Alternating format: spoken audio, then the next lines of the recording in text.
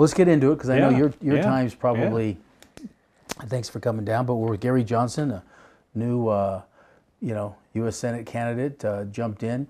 How did this all come about? How did it all kind of come about? Jeff, complete surprise. I mean, this was Aubrey Dunn's idea. He came to me 7 weeks ago and said, hey, I'm looking to drop out, and I would like to name you as my replacement, and I think you can win. And so we looked at it, and that was right after I rode the Continental Divide mountain bike race for the second year in a row. I'm friends with John Garcia, so him and I were talking. He said you were up there. Yeah, so I'd kind of hit my head toward the end of that ride, and this is the result. I'm kidding. Right, no, I understand that. I understand that. Well, one of the things that you and the Libertarians have been talking about is if you win, how you can be the swing vote in the U.S. Senate, which I think that's very intriguing for New Mexico. It is. It's very intriguing for New Mexico. I do agree with that. Saying that, if you did win and you were the swing vote in the U.S. Senate, which is very possible if you won, how do you think that would benefit New Mexicans and New Mexico overall?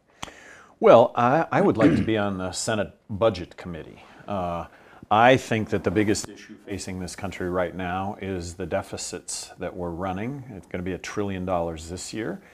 The fact that we've got $21 trillion in deficit. When interest rates go up 1 point, and interest rates now are rising, but when interest rates go up 1 point, which is 100 basis points, that's $200 billion more money that we have to spend for interest on the debt.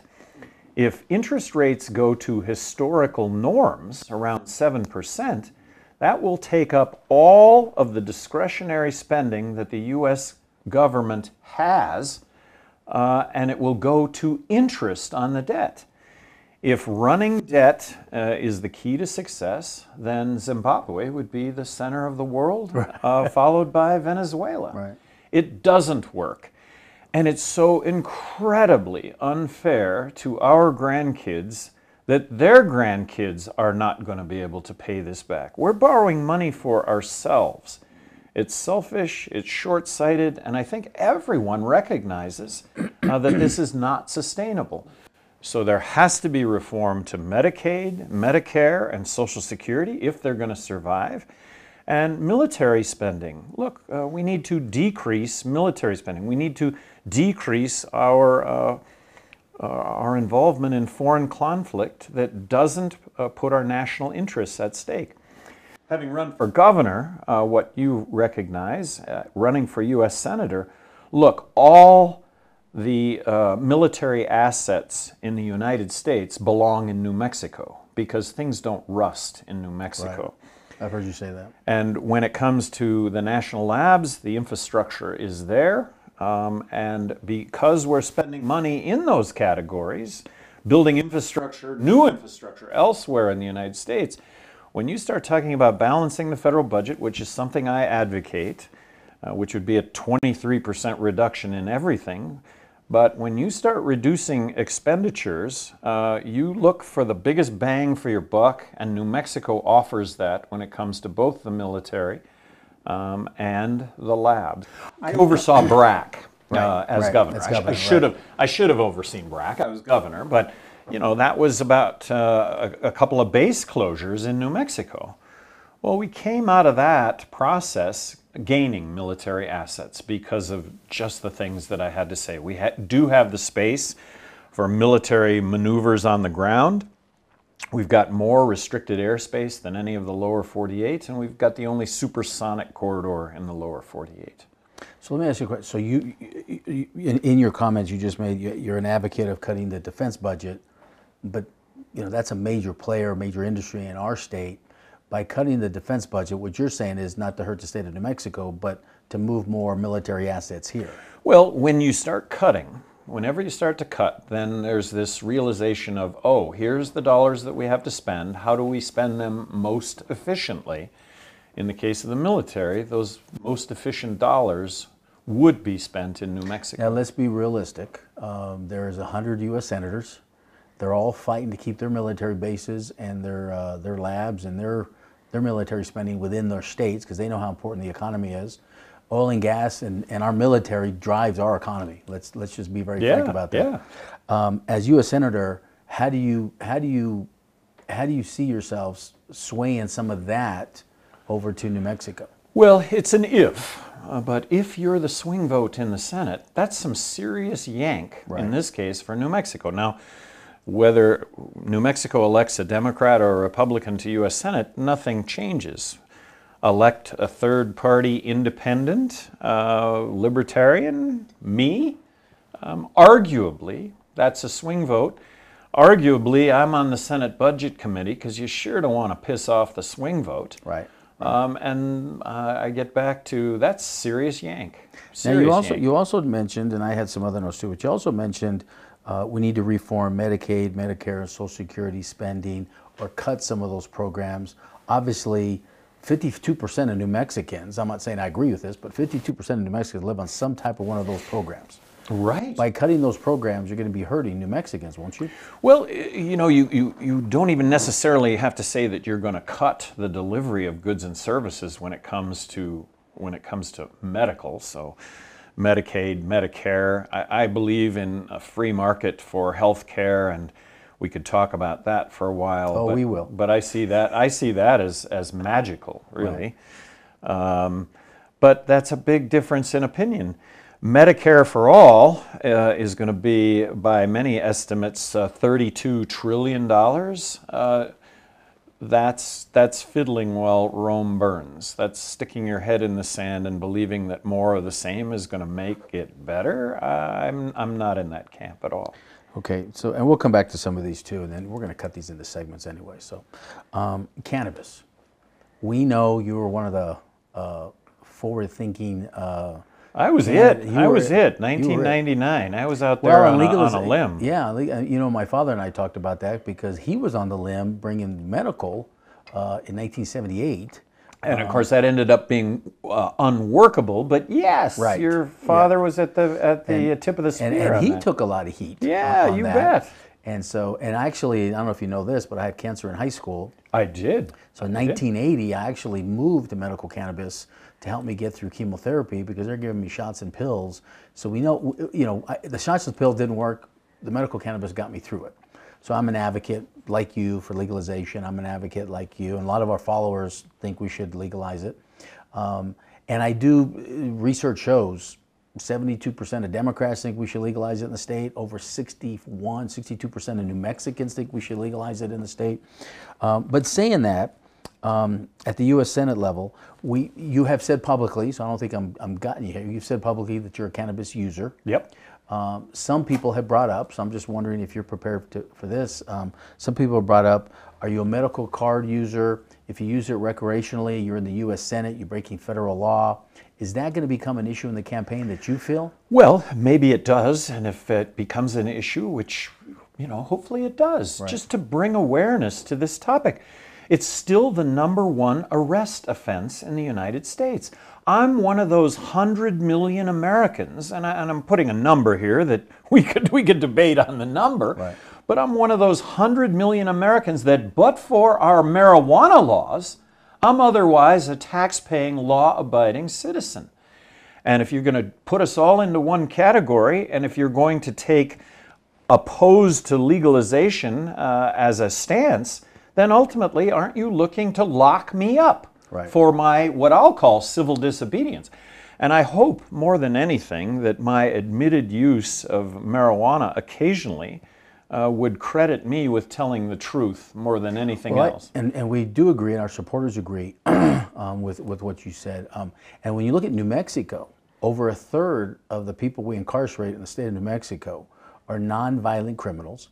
Most of them for marijuana possession or drug addiction. And actually something I discovered as governor is the population of federal prison is made up of more than half of drug offenders, which come under the heading of selling drugs on numerous occasions, small amounts of drugs on numerous occasions, and getting caught. So mandatory sentencing. So at a federal level, someone like myself, and this is going to be myself, I'm going to be screaming to deschedule marijuana completely. And then I'd like to see a pardon process for everyone who is currently a convicted felon who has served their time and to pardon those individuals. We have tens of millions of Americans who are convicted felons because of our drug laws who otherwise would be tax-paying, law-abiding citizens. That's just crazy. We all know people that use marijuana, family, friends, coworkers, and if we're opposed to that use, theoretically, we want to put those people behind bars, and that's everyone that we know. And there seems like to be a push. Last time I read, it seems like there's 38 U.S. senators that have all agreed, and it seems like they're all kind of corralling with each other, and hopefully in the next few years, to basically move cannabis and hemp away from Schedule I and change it at the federal level. Have you heard that? Well, Jeff, I'm more optimistic than that. My understanding is that there is a bill right now poised to pass. I can't tell you why it hasn't, but to address the fact that it is a Schedule I narcotic. I haven't looked at this, but do you think President Trump would sign that bill if the Senate passed it? Yes, I do. I do. I have to. To be honest with you, I haven't looked into where he stands on that, but I'm a... Well, it's all over the board, and my issue with Trump more than anything is I don't think he tells the truth. Right. And there's certainly no transparency to his decision-making. Many people defend that by saying the ends justify the means. That has not been my lot in life. My lot in life is you tell the truth, you need to be accountable for everything that you've done, and you need to be transparent in your decision making. I think, the worst rap on me out there, and I think you've heard it, is, you know what, I disagree with everything that son of a bitch has to say, but, he's an honest guy. He's pretty forthright on his reasons, and so I kind of like him. Right. I think that's the worst rap I have, which isn't bad. Right. And then when you look at the Trump taxes, and obviously this is at a federal level, that's great that they kind of cut some of the federal taxes and things like that. But when you look at New Mexicans, when you look at some of the tax write-offs or some of the tax deductions they've gotten rid of on the federal level, it's actually going to hurt the average New Mexican taxpayer. And I've read we've looked at research anywhere from $3,000 to $4,000 more a year. Where do you stand on the Trump taxes and the tax reform that they pushed through the Senate and the House this past year? Well, I'm always in favor of reducing taxes. Always. I'm going to always sign on to that. Is it the best? My issue is where's the spending reduction to go hand in hand with the tax reduction? That hasn't happened, and so arguably we're going to have worse deficits. Now, I realize at some point the economy growing does have a factor in growing revenues, and that's Trump's bet. I'm free market. Which means no tariffs, which means no subsidies. I think there's a magic to free market if you allow it to work. I think most people in this country are independent. And where is that representation? During the 2012 presidential elections, they had a debate of which I was not a part of, but they asked the question of all the Republican candidates, if to address the deficit or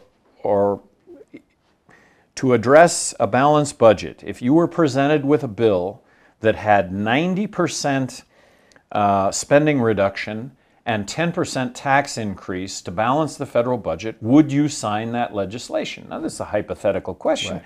All 9 said they would not sign the legislation. I'm screaming, of course. This is a theoretical, a 90% reduction in spending and a 10% increase in taxes to deal with what I believe is the biggest issue facing this country. Yes, I would sign that bill.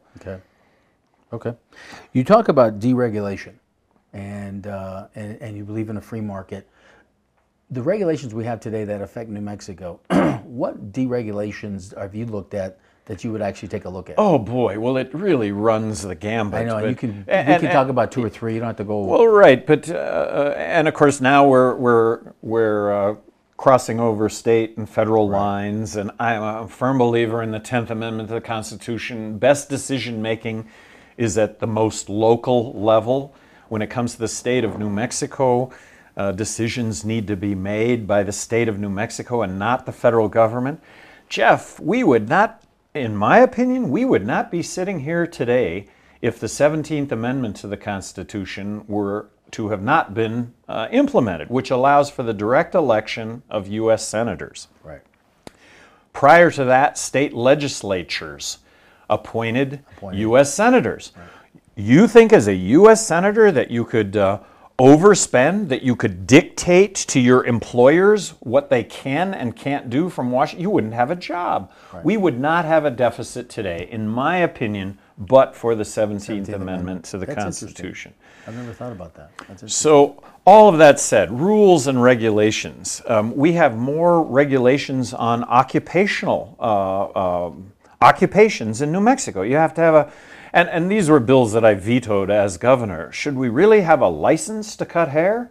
What's the outcome if somebody really does a bad job when it comes to your hair? Well, it's a bad haircut and you're never going to go back. And rules and regulations when it comes to construction industries.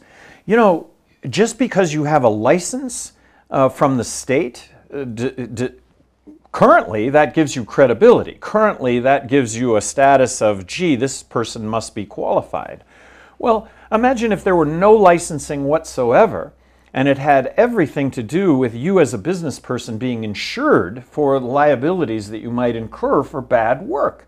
Well, now all of a sudden you shifted the entire burden from, I don't want to say it's a burden on you to have to comply with the state. If rules and regulations simply add time and money to your life, why have that regulation? If it's an issue of health and safety, that's a whole nother topic. And government, in my opinion, has a role to protect us against harm, whether that's individuals, groups, corporations, foreign governments.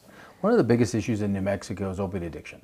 And we know that opiate addiction has started going rampant in the late 80s, I guess more in the 90s. In the 90s, when the pharmaceutical companies expanded from 2 or 3 pharmaceutical companies now to 7. As a U.S. Senator, what's your game plan to help the state out? I know the gubernatorial candidates are talking about it. Opiate addiction on the campaign trail that I saw for 2 years is a major problem, specifically in our rural communities and up north. You know, what's your plan as U.S. Senator to help on that? Well, here's a reality, and I know you know this, is Trump gets on television this last summer, and he says, I want to challenge, whether or not it was this summer or not, I may have been earlier. Right. I want to challenge the United States pharmaceutical industry to come up with an alternative, a non-addictive, efficacious product to replace opioids. Hello, marijuana. Right. So it absolutely is an alternative to opioids. And as I've said since 1999, the legalization of recreational marijuana will lead to less overall substance abuse because it's such a safer alternative than everything else that's out there, starting with alcohol. I haven't had a drink of alcohol in 31 years. It's everybody's choice, and I'm for giving everyone a choice in their lives. Right. I am all about you, or all of us, have a right to pursue happiness. Whatever form that may take, and really whatever form that may take, it really boils down to choice. You and I having choices in all aspects of our lives, as long as those choices don't put other people in harm's way. Right.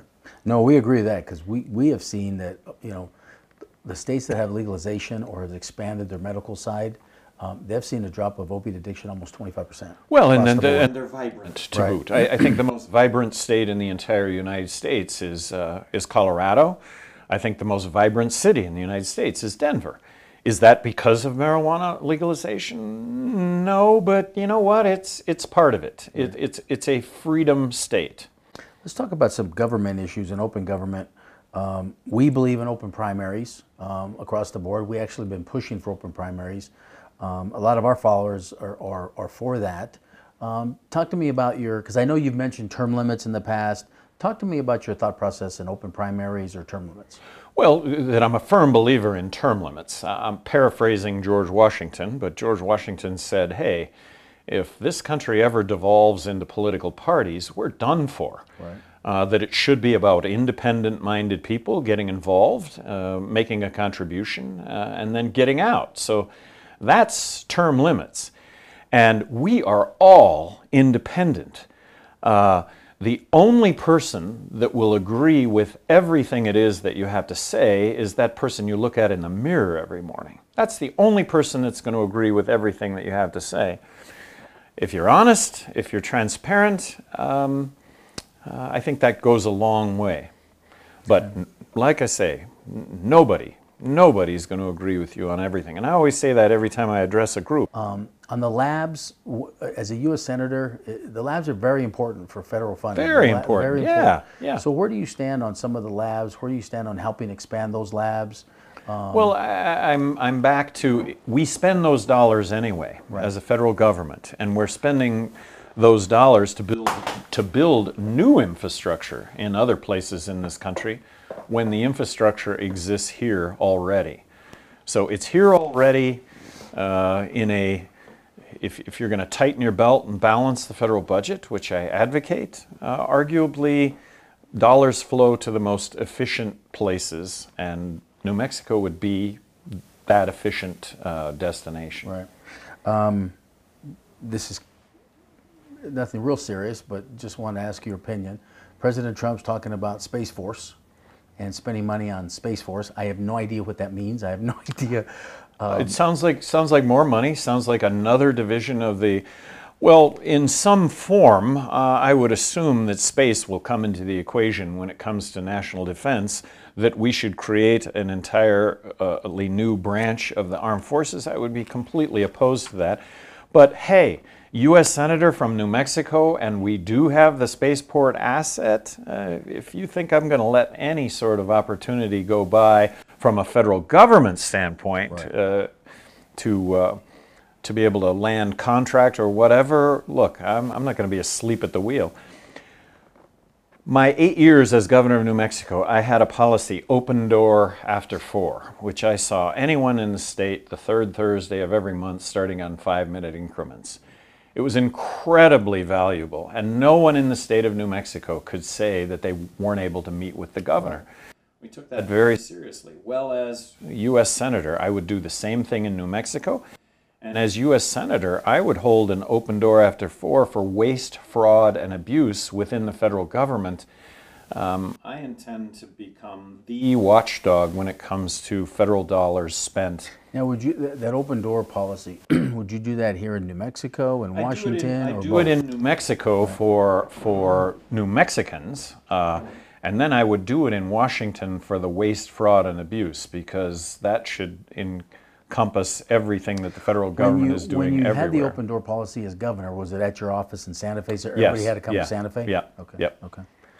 And we did that for 8 straight years, and it was incredibly valuable. I knew more about the operations of state government than anybody, as I should have. As you should have. No, in fact, my father had open door.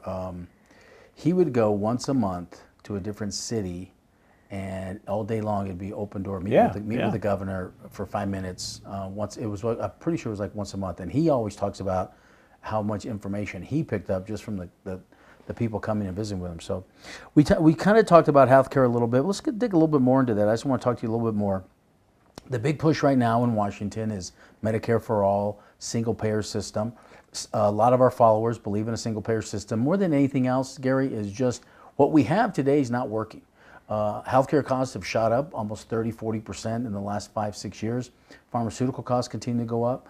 My family alone, I'm an independent contractor, we spend $23,000 a year on insurance premiums and co-pays before we can really use any insurance. The average New Mexican is just struggling with that.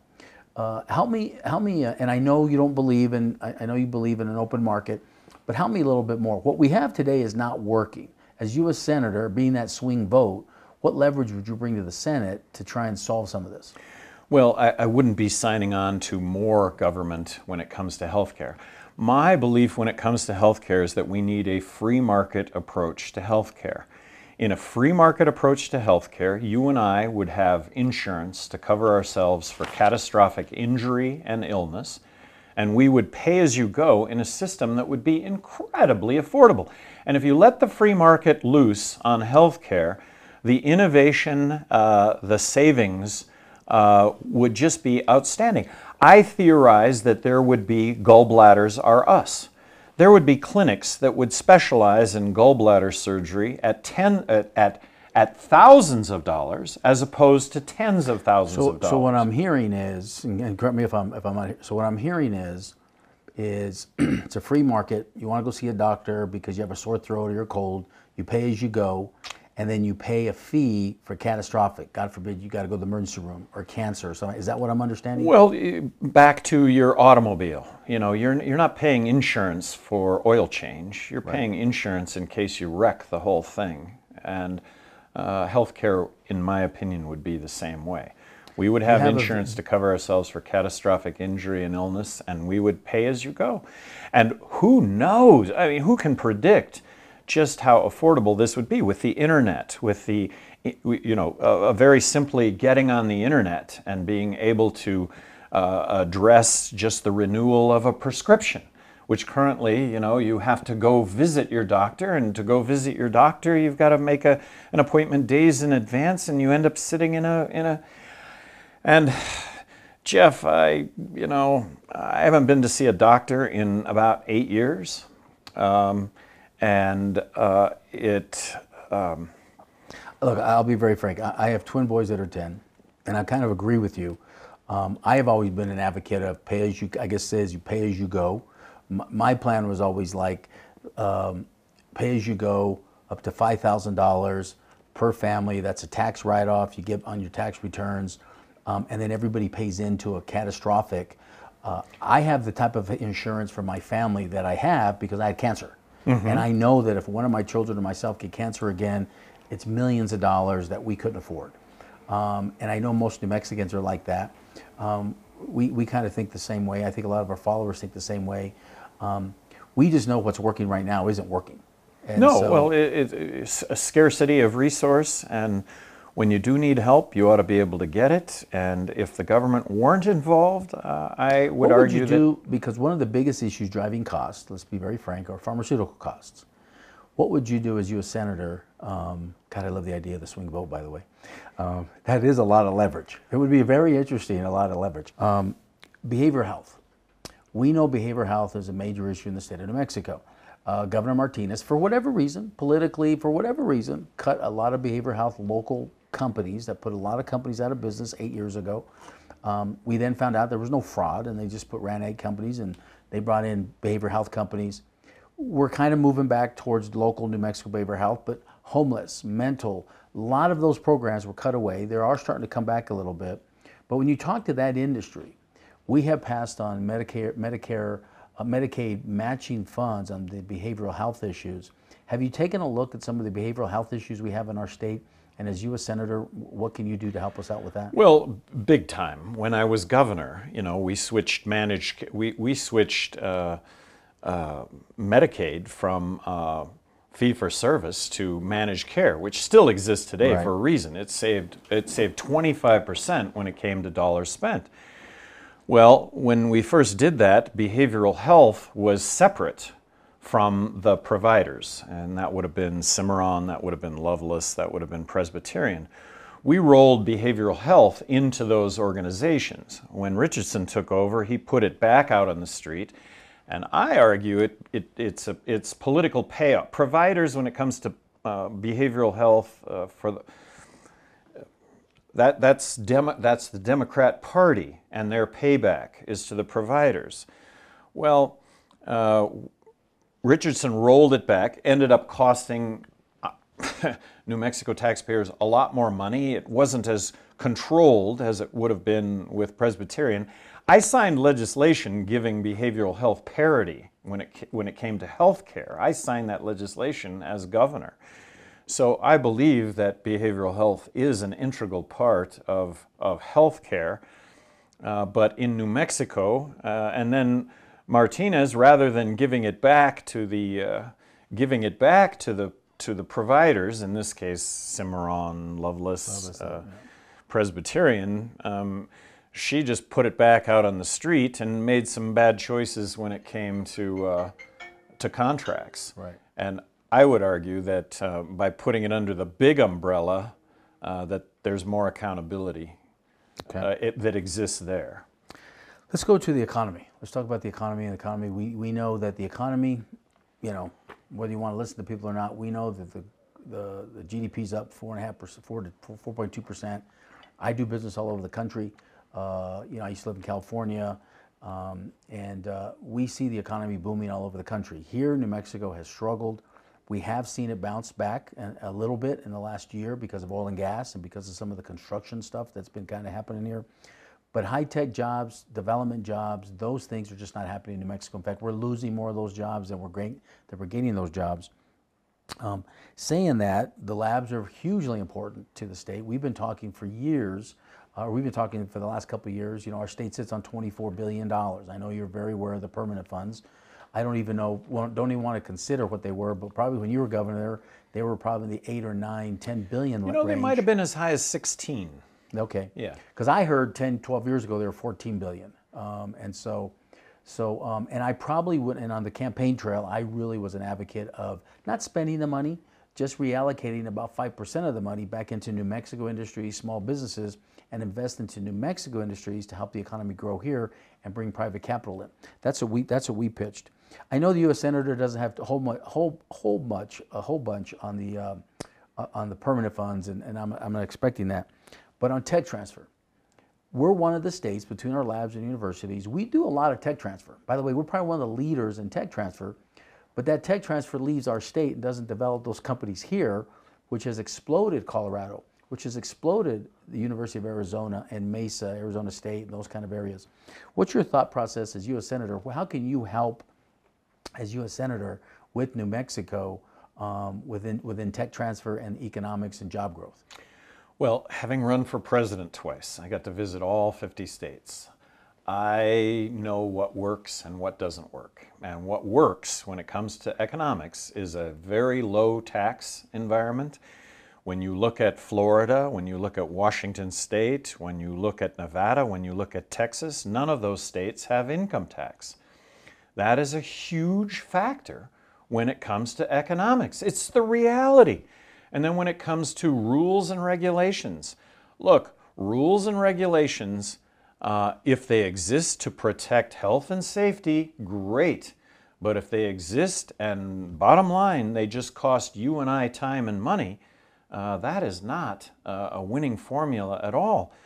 And in New Mexico, we pile on when it comes to rules and regulations. It's hard to do business in New Mexico. Right. Okay. On the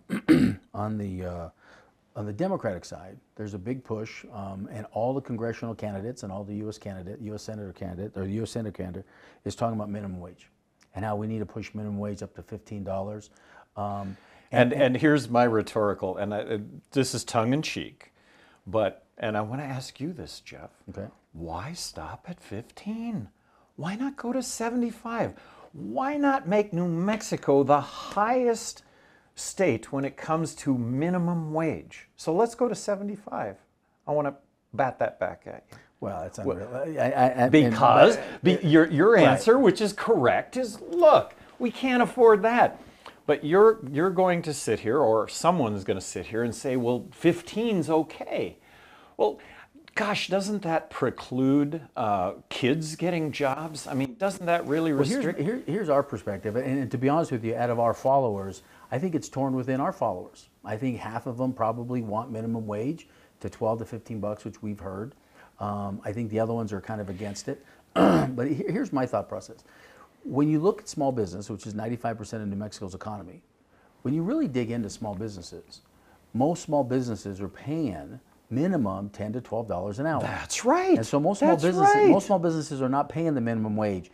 Actually, who's paying the minimum wages are the big companies, the McDonald's, the Walmarts of the world. Exactly. So as U.S. Senator, and I kind of laughed about it because there was a push a couple of years ago in the U.S. Senate, there was a push at the federal level. Should we increase the federal minimum wage?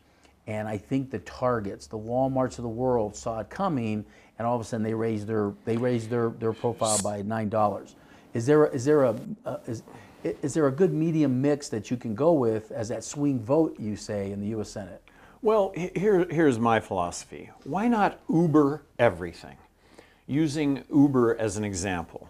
Here it is. You call for a ride today. The ride costs you less than it's ever cost you before, and the person driving makes more money than they've ever made before. Right. The Uber model. So why not Uber everything? Uber electrician, Uber plumber, Uber accountant. Eliminate the middleman and allow you as the provider of goods and services to directly benefit from the individual receiving the goods and services being able to pay it. The result of the equation, less money on the part of the consumer, more money on the part of you, the wage earner. I think there's a lot of federal legislation that could accommodate a model like that. I think the minimum wage is really a ruse to keep everybody stuck in this mindset of getting a job as opposed to creating your own job, as opposed to being an entrepreneur. And the federal government, I think, could accommodate liabilities associated with that. Why not be able to carry a card that says, I'm insured, you can hire me, and I'm taking care, and I'm oversimplifying this, right, but a card that says, I'm taking care of all my own liabilities, my Social Security. And having run for president, you also probably recognize that I called for elimination of income tax and corporate tax, replacing all of it with one federal consumption tax, which would no more withholding at all from your payroll check. But back to minimum wage. Let's go to that real quick, because I like that idea. I've always thought about that idea, but when I sat with economists or I sat with tax experts at the federal level, if we went to a consumption flat tax of 20% for everybody and got rid of everything else, they said we'd lose billions of dollars of tax revenues, but I've never seen the numbers. Well, I've seen the numbers, and I put out there the fair tax as a template, right, for where you can start with how do you accomplish one federal consumption tax. And it is designed to be revenue neutral. That is the way that it's designed. Hey, I'd be the first person to be open to the numbers, because it is all about right, it's all about numbers. And with eliminating income tax and federal corporate tax, we could do away with the IRS. Imagine life without the IRS and the amount of time and money it takes all of us to comply with that. Saying that, you also do need the IRS to kind of monitor making sure everybody's paying their taxes. Well, that would be a function of yes, that would be a function of the state government. But look, I think it would be a lot. Will there be a black market? As there will be always, but it'll be against the law. And for the most part, 95% of what, whether that's gas, whether that's food, whether that's medicine, you name it, you're going to be paying that consumption tax. Let me ask you on trade skills. Over the last, and I don't even want to say the last 8 years, it's probably the last 20 years, there's been a big push, both at the federal, and Obama pushed it too, both at the federal and at the state level. Every kid needs to go to college. Every kid needs a degree. Me personally, I'm a college graduate. I just don't believe that. New Mexico today, we're short on trade skill workers. There's a 4 million shortage in this country on trade skill workers. What's your stance at the federal level, what we can do, specifically in New Mexico? Because as a gubernatorial candidate, I was pushing that I'm going to bring trade skills back into our middle schools and high schools and teach our skills a skill that we need. What's your belief or stance on that? Well, okay, so we couple ourselves, we join ourselves by the arm and say, yeah, trade skills are something really essential, but the outcome for a trade skill is going to be a card that says, as an electrician, I'm going to be able to directly contract with the end user, as opposed to having to go to work for an electrical contractor creating a middleman. I see that model as being exciting, both from the earning, from my ability to earn, and from a consumer standpoint that I'm going to pay less money for the product. Okay. It's exciting. Unions really potentially have this incredible upper hand because they've got a pool of very, very qualified workers that could respond to this Uber everything model, which is an entrepreneurial model. Okay. Oil and gas. Clearly 42% of New Mexico's economy, thanks to oil and gas in the next session in the state of Mexico. According to the reports, we're going to have $1.2 billion of surplus. Let's hope our legislators and our organization is to keep them straight and just don't go spend the money. Hopefully we invest the money for economic growth, education, training, so it's not just a one-time, oh, let's make everybody feel good and spend the money. So we'll talk about that. But when it comes to oil and gas industry, and maybe I just haven't caught it, I haven't heard you talk too much about the oil and gas industry. Every party has their, the Republicans are talking about, we have the third largest oil and gas reserves in the world now, next to the Middle East and Russia.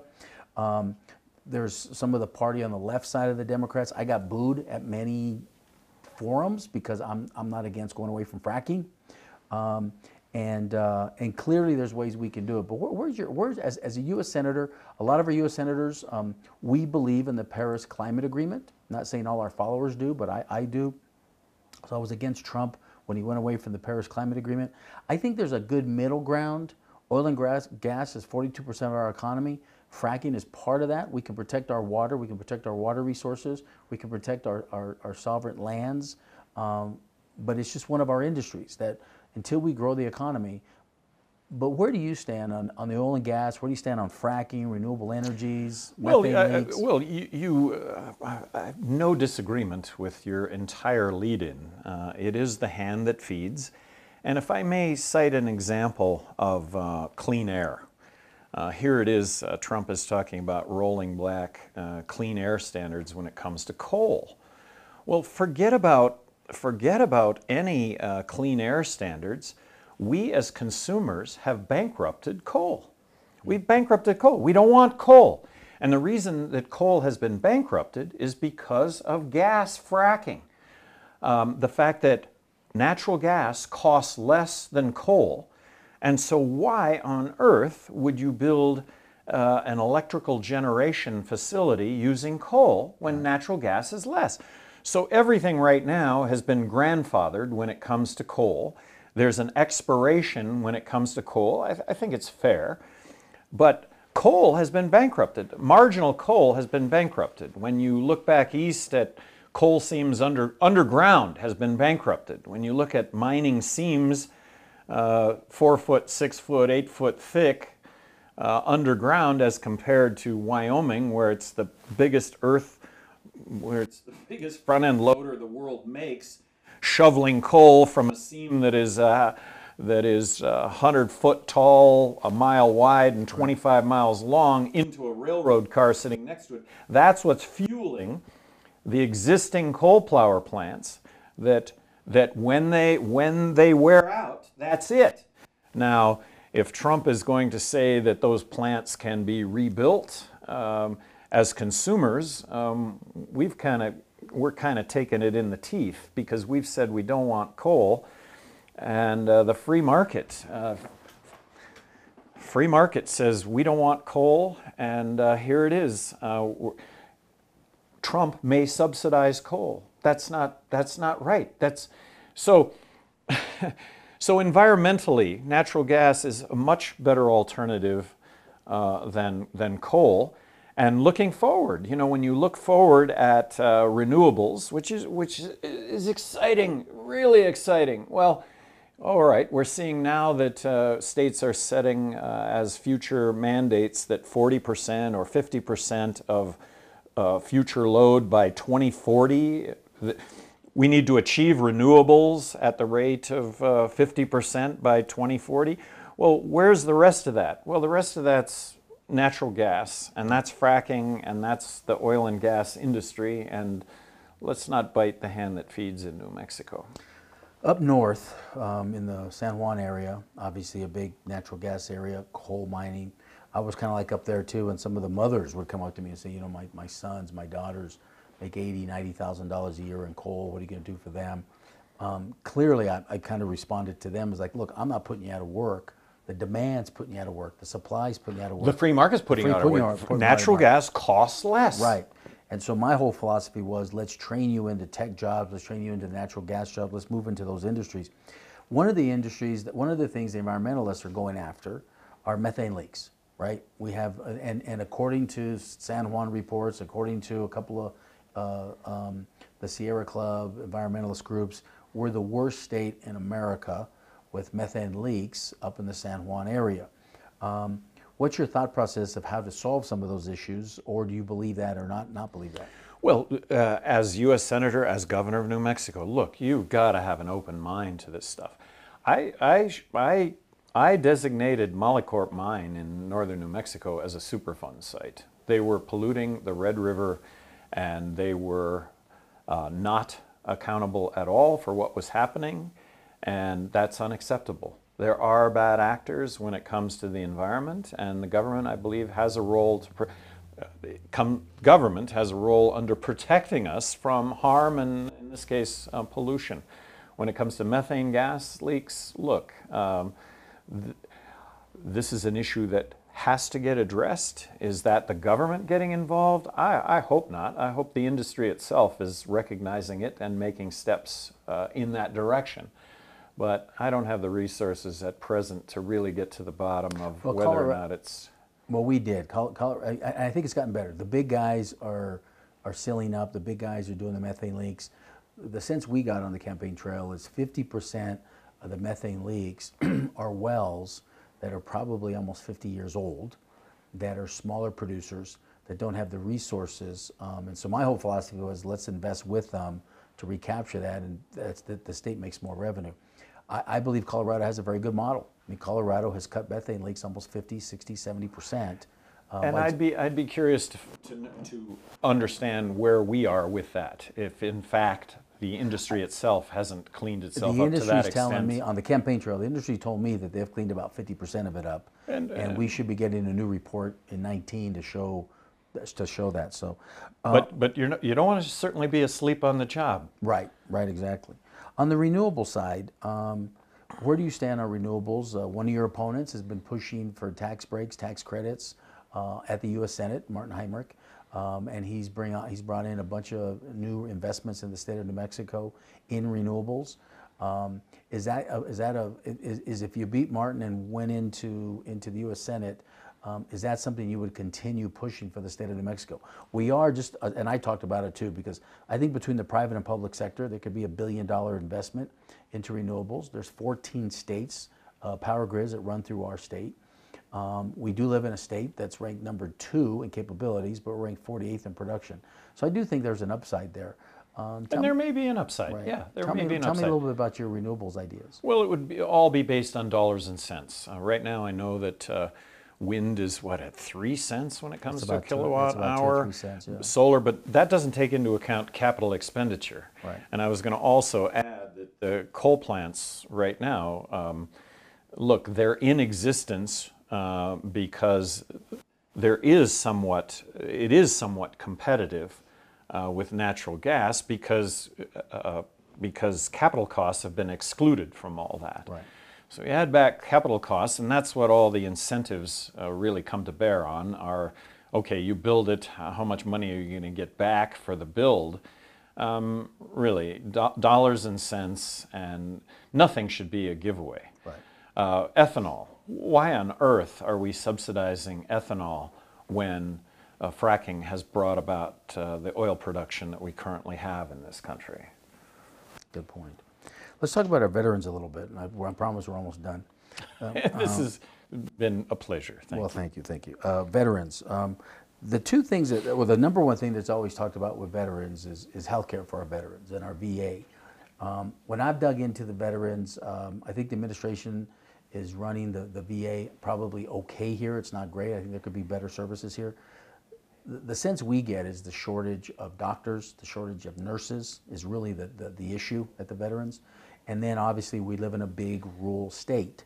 So for our veterans in northern New Mexico to drive all the way to Albuquerque to the VA, it's very time consuming. Sometimes it doesn't happen, or it's a big trip. And we know per capita, we have many veterans in our state.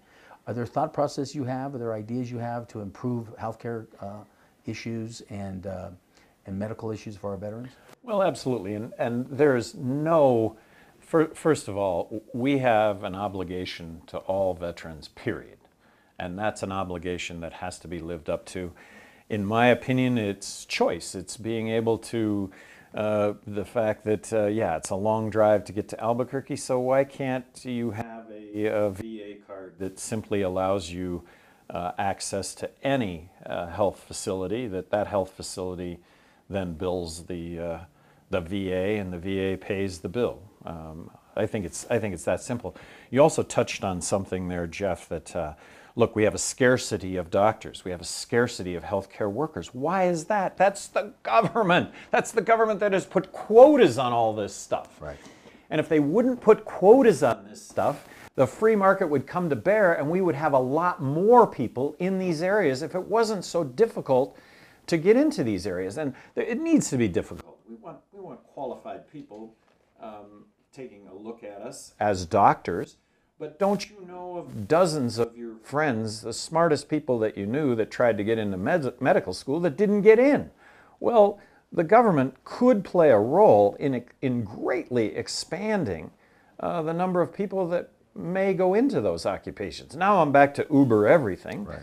Uber doctor, Uber nurse. The opportunity to be able to hire someone who is just well-intentioned, that would literally check on people in their own homes late in life. Yeah, one of our conversations we had with the University of New Mexico, we have a great medical program here. We take 102 students a year. 75% of them are probably New Mexico kids, but we push away 300 to 400 kids a year that don't get in. Our nursing programs are very similar. And then our residence programs, we push most of our New Mexico graduates out of state into residence programs, other states, they just don't come back. So we've been pushing the university and their nursing programs, and even the private sector to expand and double. And one of the things I talked about on the campaign trail is the university has a plan to double the size of the medical school in their nursing program, but it would cost $10 million. Well, and government spends money on healthcare as it is, and gee, it seems to me that, you know, even in an environment of let's tighten our belts, wouldn't that $10 million go further on the provider side? One of the other things with the veterans that we found that we were pushing very dramatically or very hard was lack of jobs and lack of economic growth for our veterans. And now we're back to this licensing and Right. just how difficult it is to And be in business. And we know by federal agreements, we can help with the business administration. We want to create small business loan programs for veterans businesses with our part of our $24 billion. Keep that money here, and then local preferences that we can do. The problem with, and this is my issue with the government administering anything, is ultimately that's the government picking winners and losers, and that's my issue. And we're pushing. Sometimes you have the benevolent provider, the Right. benevolent dictator that actually does and I agree with you. The benevolent bureaucrat. Well, that's why we believed in not having the government do it, but let's pull a number. $500 million of our $24 billion, we're literally investing those into state bonds, state government bonds in Oklahoma, in Texas, in California.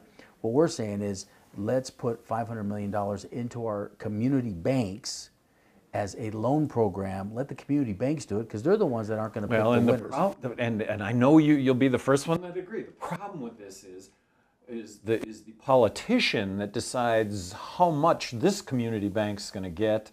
And a lot of that'll just be based on, are they my supporters? And well, hopefully we won't let the politicians do it. I know. It's always well-intentioned. I agree. And I have a question for you. Okay. And part of the question or the statement that I'm about to make is dependent on the numbers that I'm going to give you being accurate. So we can all, for anyone listening, they can go off and check what I'm about to say. But should federal departments be eliminated? Well, I want to put out there the Federal Department of Education as an example. Federal Department of Education. We all have this sense that the Federal Department of Education was there when George Washington took over. Well, Federal Department of Education is Jimmy Carter, okay? Right. What has the Federal Department of Education done? Well, New Mexico gives the Federal Department of Education 12 cents worth of taxes, and then they give us back 10 cents. This is the federal wash and dry cycle, which exists in all sorts of programs, but they give us back 10 for the 12 we gave them. And then it comes with 15 cents worth of strings attached. The federal government ends up telling New Mexico educators how education needs to be conducted, and we actually have to pay state dollars. There's a net outflow of state dollars to the federal government when it doesn't even have to happen in the first place. Why not keep the money here in New Mexico from the very get-go, because New Mexico has a better sense of how education should be run than anybody in Washington. Now, you're not going to get an argument from me, because on the campaign trail, give me a fist bump. I didn't know this. No. We were not talking about eliminating the education department. What I was talking about, and we know that's probably not going to happen, so I was just being realistic. I'm going to go up there and shout for that but one. What I was That's saying a great is just example. give me my federal dollars back. Yeah, don't take it in the first place. Just give me my federal dollars back. 17th Amendment of the Constitution. Right. Let's not forget that this wouldn't even be a phenomenon but for that. So I'm a big believer. So let me ask you a question. My father helped restructure the state of New Mexico into cabinet positions, correct? Mm-hmm. Guess what position was never a cabinet position? Secretary of Education. My father was a high school teacher. My father believes that the communities, and I believe the same way, and I come from I'm not an educator, but I come from a whole list of family members and relatives that are teachers administrators, so I hear it all the time. I'm a big believer that your community can educate your children a lot better than better. So we had talked on the campaign trail, we need to start educating our kids from the bottom up. We have found almost 8% of PED's budget that we have no idea what it does, or it goes to park tests or federal programs or out-of-state programs that we just don't think are benefiting New Mexico. So on the campaign trail, probably where we agree is I was talking about, if we can't eliminate the secretary or PED, then let's at least move 8% of that budget, which we found about $225 million, back into the classroom. Beautiful. Right. Beautiful. So we agree with you 100%. And I don't know if I can ever get rid of, I don't know if it'll ever go away, the Secretary of Education or the Department of Education at the federal level. It has to. It has to. It's nuts. It's crazy. Don't disagree. But let's go back to this. What we're doing today isn't working. It isn't working. working. 50th. So this is what we agree on. So let's just continue to do. And I'm hopefully we're in the same core. We are in the same course. Let me ask you a question here, and I know where this is going to. But right now, as it is right now, we get Title I school funding from the federal government. So the state does get more money from the federal government because of our Title I schools. And Trump is cutting some of those Title I schools. I know we just had the whole conversation of giving us more money back. I don't disagree with that. But until we can do that, my biggest concern is, as a gubernatorial candidate, was that the federal government is cutting Title I funding. We know the state of New Mexico benefits from Title I funding. As U.S. Senator, we need those funds in some of our rural communities and our most impoverished, lower income. But it's that wash and dry cycle. If we'd have never given it up in the first place. I don't disagree with you. If we'd have never given it up in the first place, we could be doing all this ourselves, which, if it's important, we will. Okay, so now we're going to talk about U.S. Senate jobs that are going to come to you on the campaign trail or things like that you're going to have a vote on. And I love the swing vote idea, by the way. Kavanaugh, U.S. Supreme Court position. Tomorrow, if the vote were tomorrow, I would vote up on the appointment. You would vote for him in? Yes. You vote for him? Okay, so you'd vote for him in. Women's right to choose. Well, I don't believe that's going to actually come to a vote, but yes, I support a woman's right to choose, period. Okay. On immigration, I don't believe in building a wall. By the way, I don't either. You've been in New Mexico. I try to explain to my East Coast friends, please come to the border.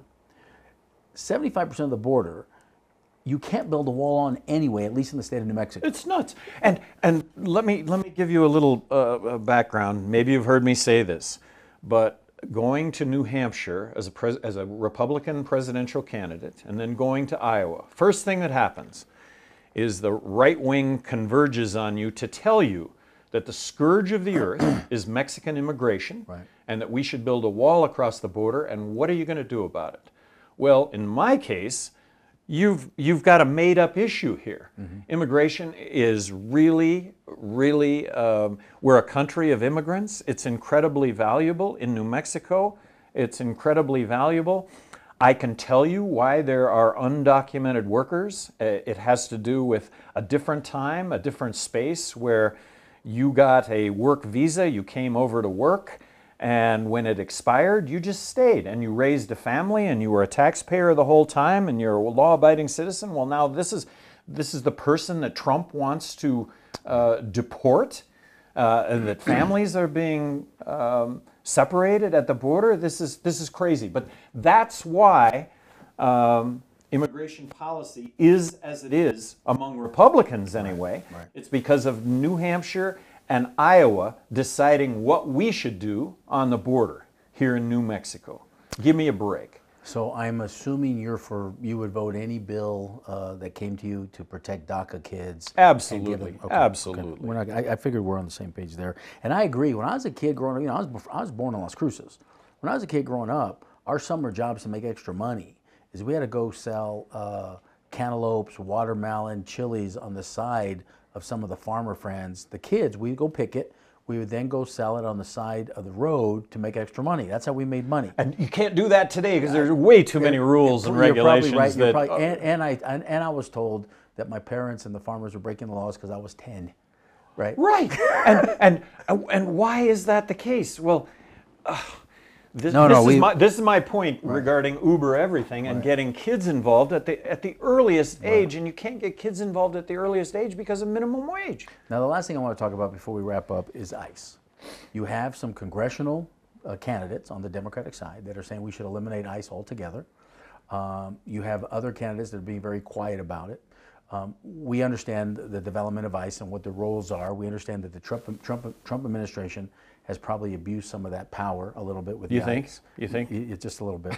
But where do you stand on ICE? Do you, as a U.S. Senator, do you want to ban ICE? Do you want to restructure it? From my standpoint right now, it's probably something that needs to exist, but let's talk about abolishing it completely because of just how egregious it seems to have become. And it's not the people doing it, it's the orders that they're receiving that this is what they have to do. So you are in favor of abolish ICE? Well, it's probably a function that needs to occur. This would be one of those issues of analysis. What are they supposed to be doing? I would argue today that they've gone way beyond what they should be doing, and way beyond is separating families. I mean, ICE was kids from, and I may be mistaken here, but ICE, to my understanding, is now it's all under DEA, Homeland Security. I would never have established the Department of Homeland Security, never, and I absolutely am just incensed every time I go to the airport. Okay. And have to go through TSA, the non-constitutional zone is what I call it. Well, thank God for TSA, because there's a need there for that, and that's why I pay the $75 or whatever the fee is, so I can go do my background check and I don't have to wait in lines. And I wait in line on purpose. I don't pay the $75 so that I can see what everybody else is going through, and it just pisses me off. Right, no, I can understand.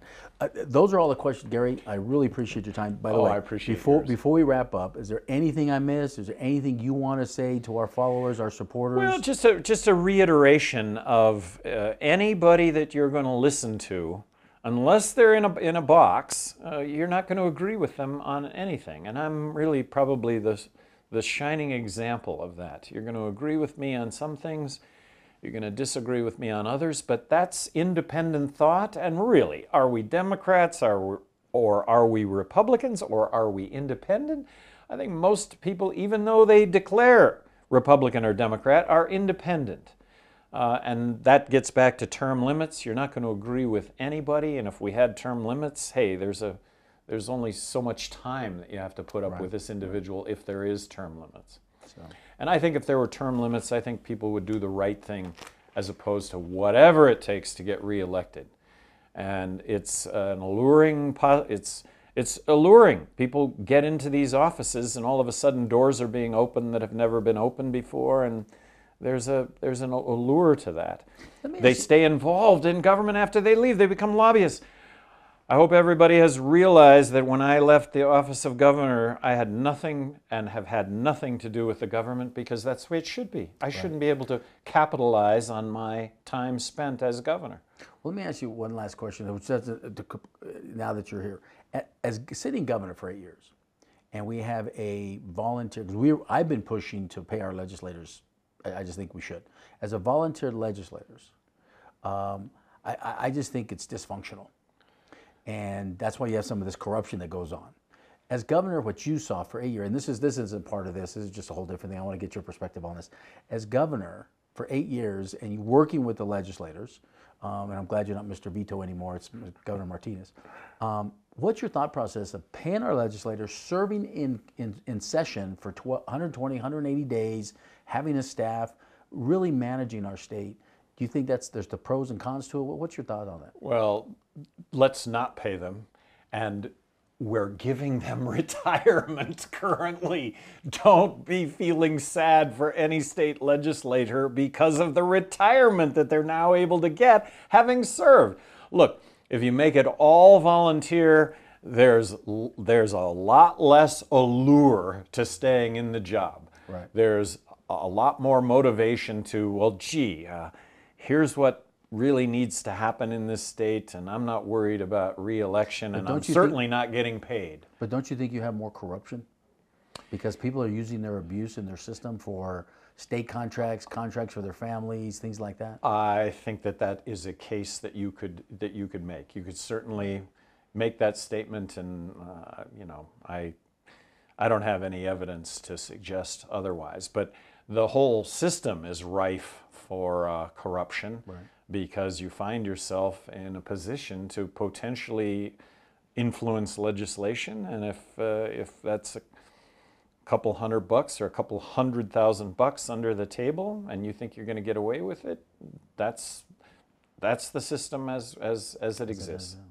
Anyway, thank you so much for your time. Thank you so much. Good luck to you. Thank you to you for your gubernatorial run, and the fact I have openly agreed with you on the fact that legalizing recreational marijuana would result in 30,000 New Mexico jobs. I really think we would revitalize northern New Mexico. And all you have to do is just look at any other state that's done it. That's all you got to do. Right, exactly. Anyway, well, thank you again. I appreciate it. Thank you. Thank you so much.